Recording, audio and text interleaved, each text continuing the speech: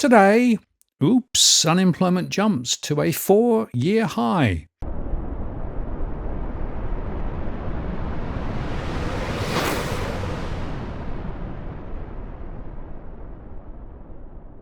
Hello again, it's Martin North from Digital Finance Analytics. One latest post covering finance and property news. Well, once again, the rubbery unemployment data from the ABS delivered a surprise today, and one which is at odds with the RBA's view of expected trends. As I've highlighted before, statistical offices in several countries are having difficulty in collating accurate employment statistics. So there's always some noise in the machine, but the jobless rate has jumped to a 4-year high of 4.5%.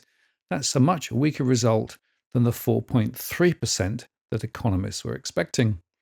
Now, this is potentially a signal of weaker labour markets, and many are now suggesting that this boosts the chance of another interest rate cut at the Reserve Bank's meeting in November, just a day after NAB mused about not having any further rate cuts until well into next year. But before its November meeting, the RBA will also, of course, get key inflation figures for the September quarter from the ABS. That's due out on October the 29th. One economist was quoted as saying, while employment levels haven't dropped yet, the labour market has clearly changed, and we can hear the creaks. The RBA may hold steady for now, but this is no blip to brush off. RBA Chief Economist Sarah Hunter and Governor Michelle Bullock have both said recently that the labour market remains near full employment and is still tight. But then the RBA did warn in the minutes of its September board meeting that employment could slow as the less labour-intensive market sector took over from the non-market sector. In other words, private sector versus public sector. In fact, last week, Governor Michelle Bullock told a parliamentary committee that Australia's economy is in, quote, a pretty good spot, with inflation inside the 2 to 3% target and the labour market still tight. And at a forum in Washington on Wednesday, the governor characterised policy settings as marginally tight at present. Significantly, though, youth unemployment rose sharply this month from 9.8% to 10.5%.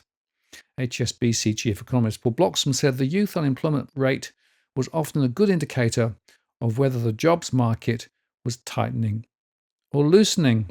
And incidentally, we're seeing similar trends in the UK and other markets too. So unfortunately, young people are taking the worst of it. Now, before we look at the detail, I always go to the sample composition tab on the ABS release to see if that gives us a clue about why the numbers dropped as they did. Well, this time, didn't seem to be any significant changes based on the sampling. In other words, the weakening employment market may well be a real thing, not just a statistical hallucination. The ABS reported that the seasonally adjusted unemployment rate rose to 4.5% in December, up from a revised 4.3% in August. This is the highest seasonally adjusted unemployment rate recorded since November 2021. There were 34,000 more unemployed people in September, and the number of employed people grew, but only 15,000 in the same period. As a result of these increases, the participation rate rose by 0.1 percentage points to 67%, although this is below the record high of 67.2% that we saw at the beginning of the year. The employment to population ratio remains steady at 64%. A rise in both males and females seeking work contributed to the rise in the number of unemployed people in September. The number of unemployed males rose by 24,000 to 370,000, while the number of unemployed females rose by 10,000 to 314,000. Full-time employment rose by 9,000, which was a result of full-time employed males increasing by 23,000 and full-time employed females decreasing by 15,000. Part-time employment rose by 6,000. That was driven by more female employed part-time, up 19,000, while males employed part-time fell 13,000. The hours worked rose by 0.5% in September, higher than the 0.1% rise in employment. And the underemployment rate rose by 0.2 percentage points to 5.9% in September. This is 0.3 percentage points lower than September 2024 and 2.8 percentage points lower than March 2020.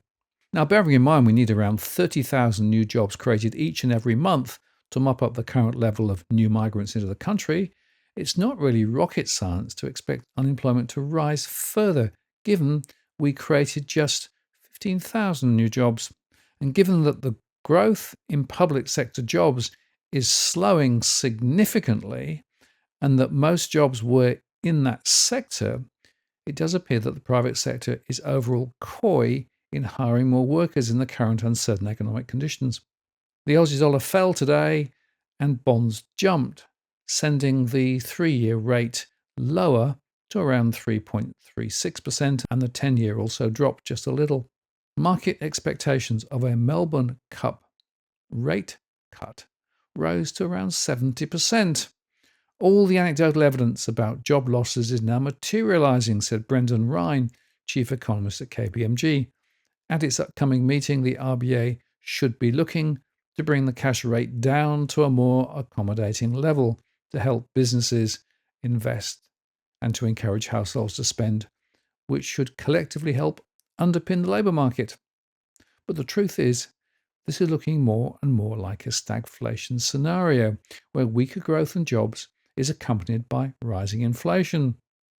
The RBA is increasingly caught between a rock and a hard place. Its dual mandate, price stability and full employment, is now pulling in opposite directions, said Harry Murphy-Cruz, head of economic research for Oxford Economics Australia. Inflation looks set to come in hotter than the bank's latest forecasts, while the labour market is weaker than expected. Each development would warrant different policy responses. Exactly. And of course, if unemployment does take off, it has implications for households who are leveraged up to the gills to buy overexpensive property. So consumer spending may slow even further, and mortgage defaults could rise. We are entering a very critical phase and a very uncertain phase for the economy at the moment. Now, if you're buying your home in Sydney's contentious market, you don't need to stand alone. This is the time you need to have Edwin Almeida from Ribbon Property Consultants standing alongside you. Buying a property is both challenging and adversarial. The vendor has a professional on their side. Emotions run high, price discovery and price transparency are hard to find, and then there's the wasted time and financial investments that you make. Edwin understands your needs, so why not engage a licensed professional to stand alongside you? With RPC, you know you have experience, knowledge, and master negotiators looking after your best interests. So shoot Ribbon an email at info@ribbonproperty.com.au, and if you use the promo code DFAWTW/Martin, you can get a 10% discount offer. I'm Martin North from Digital Finance Analytics. Many thanks for watching, and I'll see you again next time.